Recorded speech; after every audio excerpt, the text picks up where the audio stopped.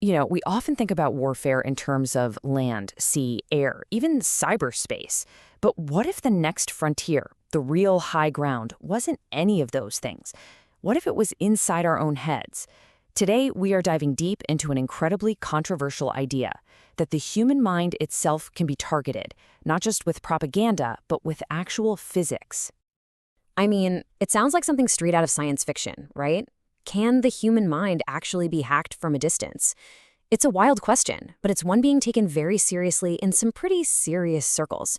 We're going to look at the documents and the claims around this idea of remote neural influence and just see where the evidence takes us. And this is where the very term that frames our whole conversation comes from, battlespace of the mind. It's from this 2021 book, and the author isn't just using it as some cool metaphor. He's describing a theoretical new domain of warfare, where things like AI, cybernetics, and directed energy could all come together to target human thought itself. Okay, so what exactly is this new battle space? What does it actually entail? Let's break down the core ideas as they're laid out in the source material. So, the central concept here is neuroweapons. Now, according to the sources, this isn't just about causing harm. It's really about influence, and it's a two-sided coin. On one side, you've got enhancing the cognitive performance of your own soldiers.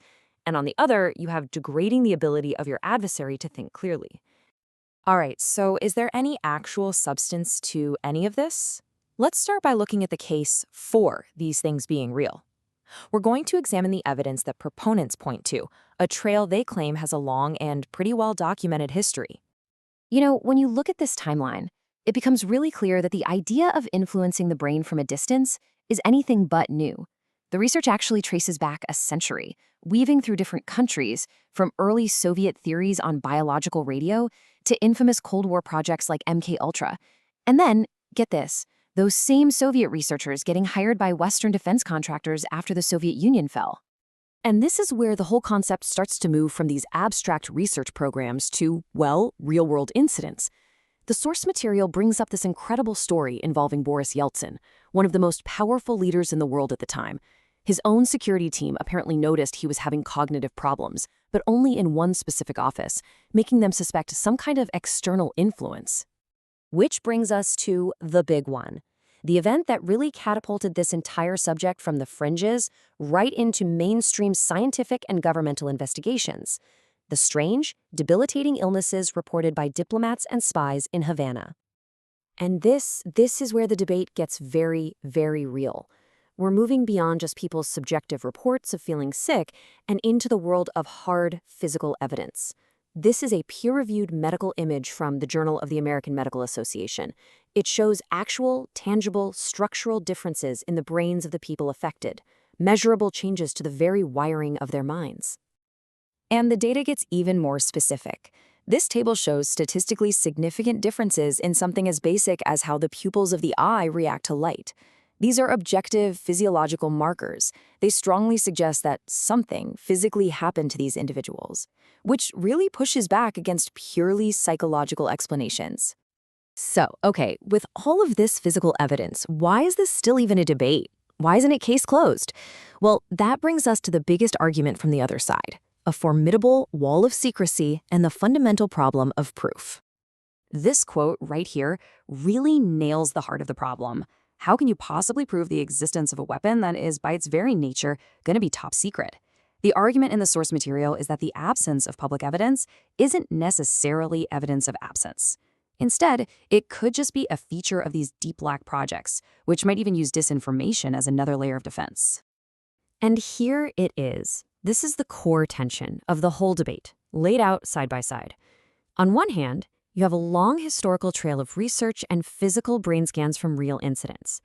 On the other hand, there's the undeniable fact that there's no publicly available neuroweapon you can just point to and analyze. The debate is basically caught between physical data and programmatic secrecy. So, for a minute, let's pivot from if these things exist to how they might actually work, at least according to the sources. What is the proposed science behind this kind of remote influence? Okay, so the proposed mechanism is based on this really strange but very real principle from quantum mechanics called the Aharonov-Bohm effect. The simplest way to think about it is this. It suggests a particle can be influenced by the potential for a magnetic field, even if it's in a spot where the field itself is zero. The big takeaway here is that influence could be exerted in a much more subtle, non-direct way than we're used to thinking about. And here's how that theory gets translated into a hypothetical weapon system. First, some kind of generator creates that special potential field. Second, that field is encoded with information, what they call a cognitive payload. And finally, the theory goes that the brain's own neural structures can actually lock onto this external pattern, which could lead to an altered perception or maybe even the injection of a thought. All right, now for the final piece of this puzzle, and frankly, it might be the most compelling argument that the threat is real. People are actively building defenses against it. This is just fascinating. In an experiment that gets cited in the source material, they used a kind of randomized magnetic static, like a jamming field, and it didn't stop a bullet or a bomb. It apparently disrupted a subtle informational signal, which significantly reduced the accuracy of a famous psychic. And the logic here is pretty simple. If you can jam something, it must be a real signal to begin with. And we're not just talking about fringe experiments. This threat is being modeled using the formal language of cybersecurity.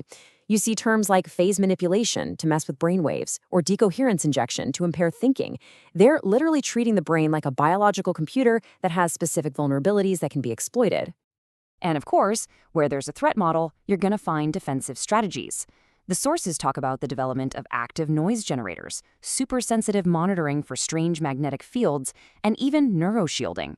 These are countermeasures designed to protect the mind as if it were a piece of critical infrastructure. So this is where we end up. We've looked at the history, the physical evidence, the wall of secrecy, the bizarre physics, and now the development of sophisticated countermeasures. And it all leaves us with this one final question. If people are spending serious time and money building a shield, what does that tell you about the reality of the sword? The very existence of the defense might just be the strongest argument there is for the reality of the threat, leaving us all right in the middle of the battle space of the mind.